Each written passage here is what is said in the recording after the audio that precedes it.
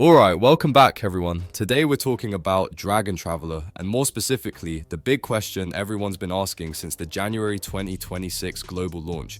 Which Luminaries are actually worth your time and resources? With over 50 characters in the game, it's way too easy to waste pulls, materials, and upgrades on units that just don't hold up. So in this video, we're ranking every single Luminary for PvE, PvP, and guild content, breaking them down from S tier all the way to D tier, so you know exactly who carries and who gets benched. We'll go over meta-defining powerhouses like Poseidon and Athena, talk about solid picks that fit into multiple team comps, and also be honest about the characters you should probably avoid unless you really love them.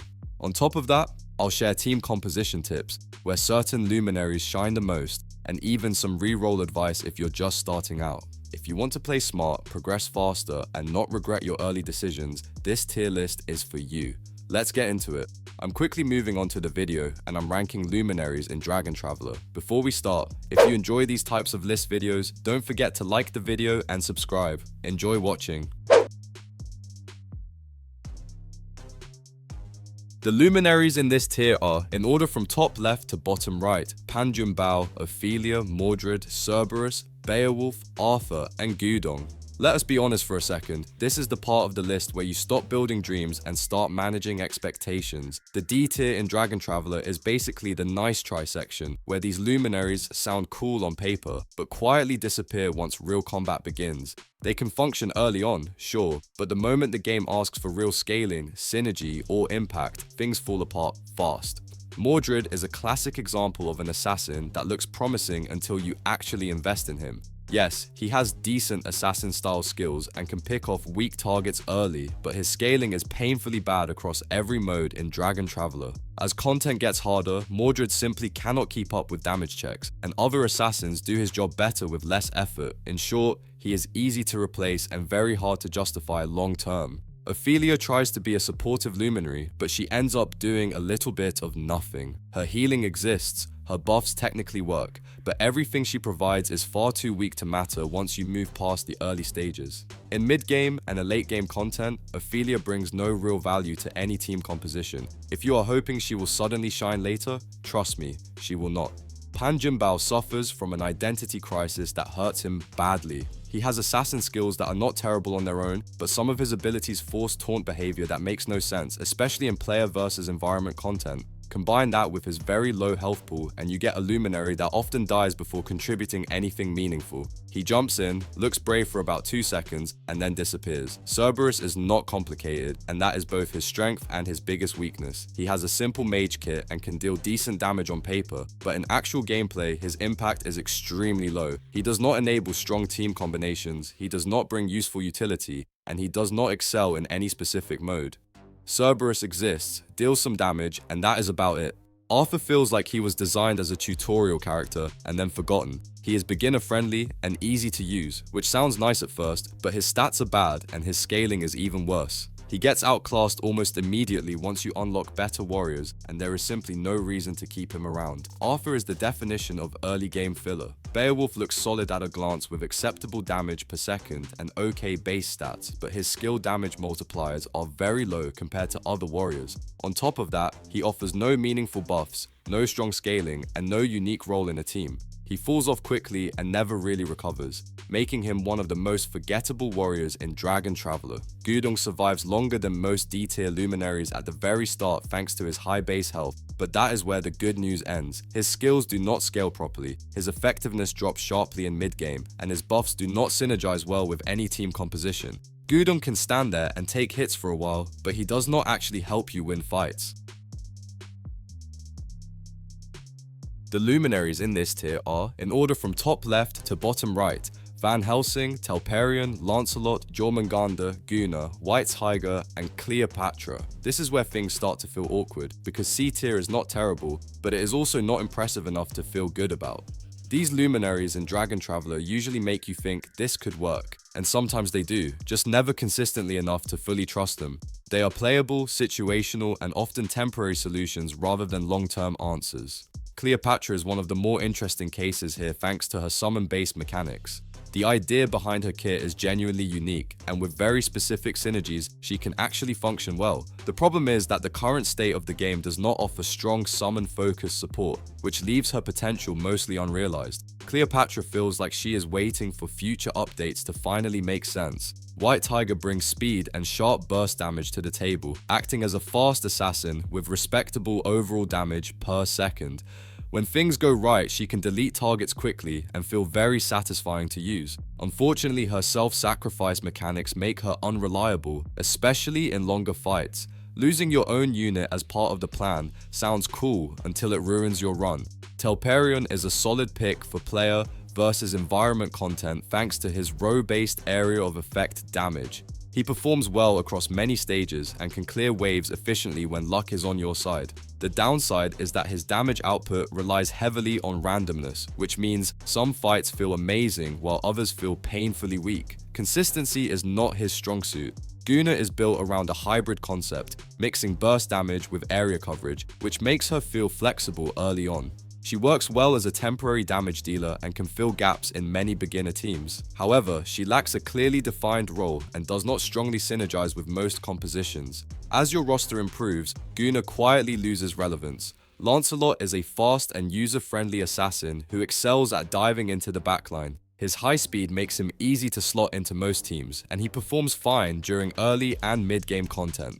The issue is, his burst damage simply does not scale enough for late-game challenges. When enemies get tankier, Lancelot starts to feel harmless. Van Helsing is a straightforward archer who shines briefly in early game player versus environment modes. His skills are simple, his damage is decent, and he helps newer players progress smoothly at first. Sadly, his scaling is very poor, and once late game arrives, he becomes irrelevant. In player versus player content, he offers almost nothing. Jormungandr rounds out the C tier as a tanky frontliner with poison-based debuffs. He can stand in front, take hits, and apply damage over time effects, which sounds useful in theory. In practice, both his damage output and debuffs are underwhelming, leaving him feeling mediocre at best. He works, but never excels.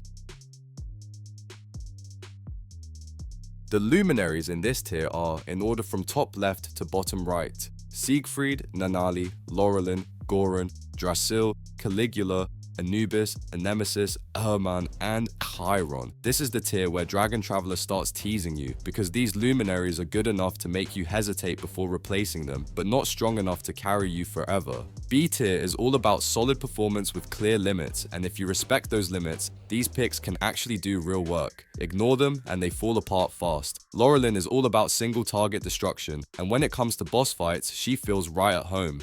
Her burst damage melts priority targets and works well across most modes where focus damage matters. The problem appears the moment multiple enemies show up, because her lack of area damage makes her struggle badly in group-heavy encounters.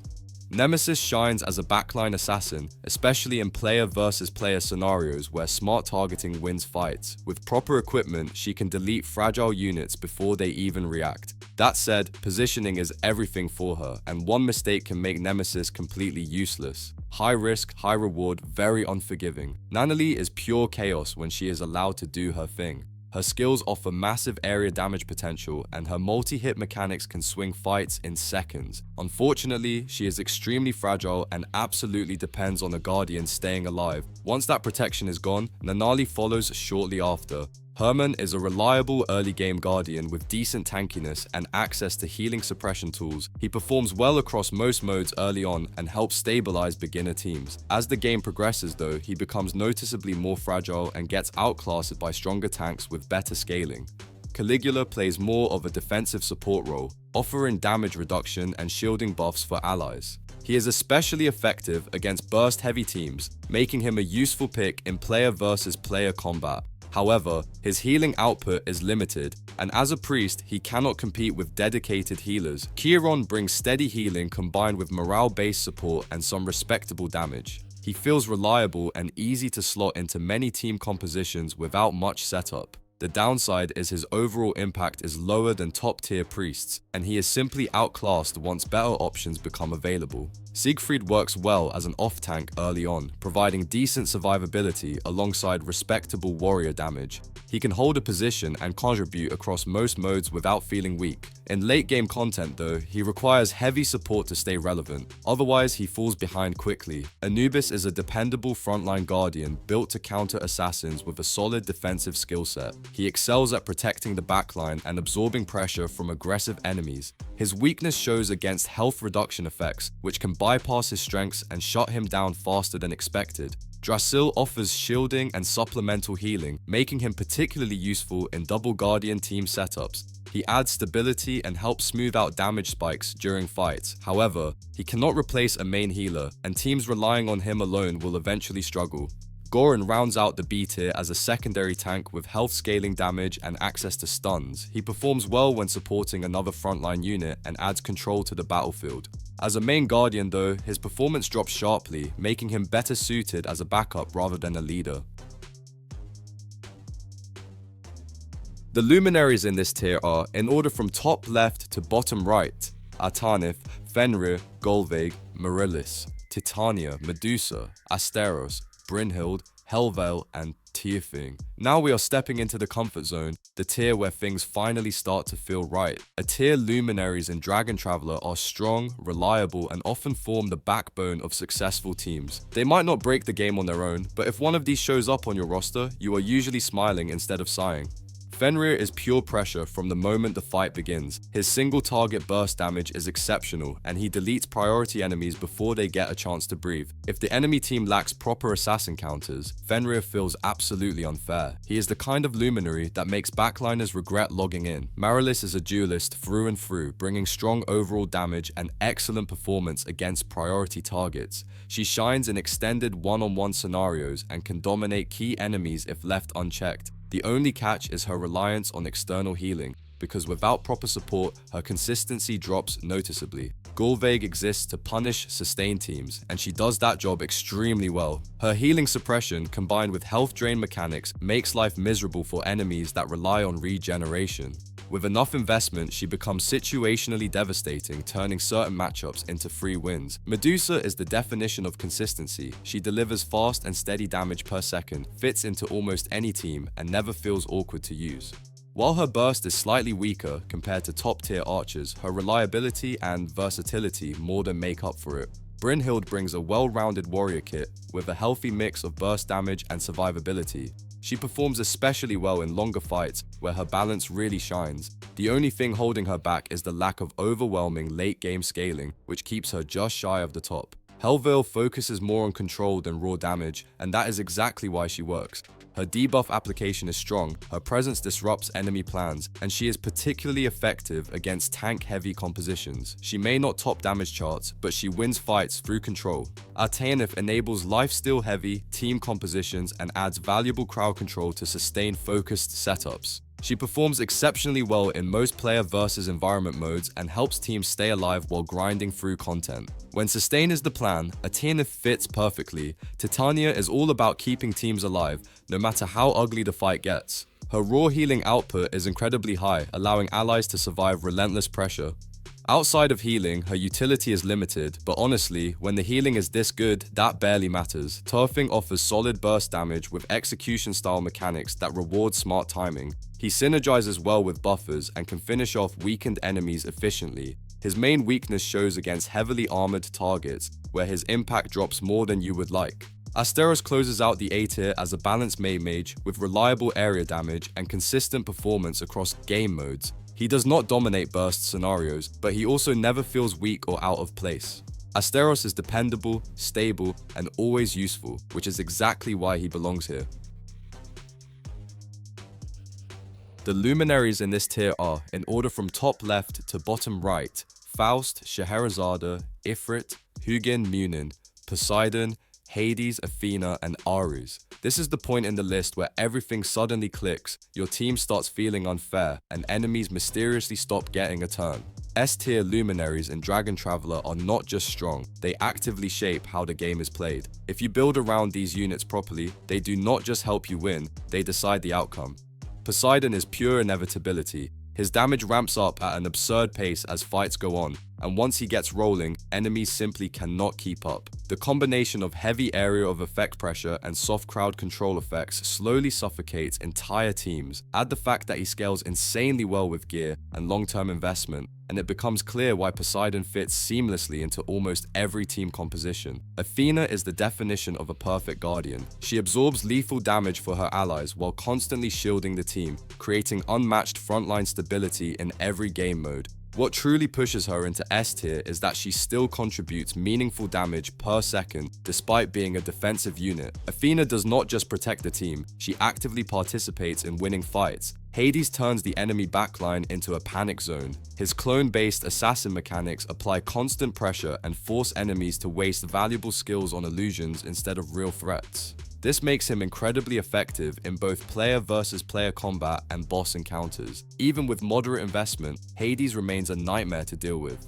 Ifrit thrives in chaos and time. His ignite-based damage scales brutally well as fights progress, dealing consistent damage per second in both short skirmishes and extended battles. He fits perfectly into burn-focused and area of effect-heavy teams, amplifying their overall damage output. No matter the mode, Ifrit always finds a way to stay relevant. Ares is raw violence given form. His burst damage is extremely high, and once he secures a kill, his self-buffing mechanics cause his stats to snowball out of control. Despite being heavily offense-focused, he maintains a terrifying frontline presence. As one of the most oppressive ultra-rare damage dealers in the game, Ares can end fights almost instantly. Hugin and Munin are all about relentless pressure. Their sustained high attack speed damage shreds both heavily armored tanks and fragile backliners alike.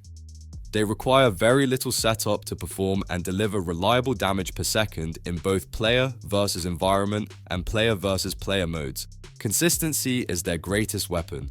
Scheherazade defines what healing looks like at the highest level. She provides the highest overall healing output in Dragon Traveler, enabling teams to survive brutally long fights without collapsing. Her sustain fits into nearly every composition, and she scales exceptionally well into late-game content. If survival is the goal, Scheherazade is the answer.